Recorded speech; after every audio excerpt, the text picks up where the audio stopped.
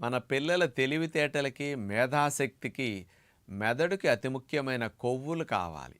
అలాంటి బ్రెయిన్ డెవలప్‌మెంట్‌కి ఉపయోగపడే మంచి కొవ్వులన్నీ కొబ్బరిలో ఉన్నాయి.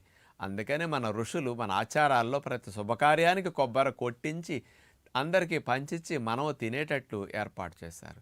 అలాంటి కొబ్బరి వాడకం రోజురోజుకి తగ్గిపోతుంది.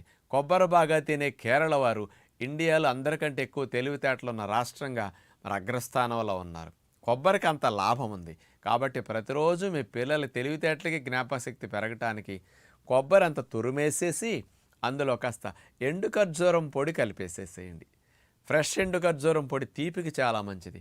పంచదార లేకుండా ఖర్జూరం పొడి, కొబ్బరి తురుము అట్లా కలిపి గనక పిల్లలకు కప్పులో వేసి ఇచ్చేసి తింటే ఎంతో రుచిగా ఉంటుంది. ఇంత యాలకుల పొడి కూడా చల్లండి కావాలంటే. మేధాశక్తికి, తెలివితేటలకి, బలానికి కొబ్బరి తురుము అతి ముఖ్యంగా ఉపయోగపడుతుంది.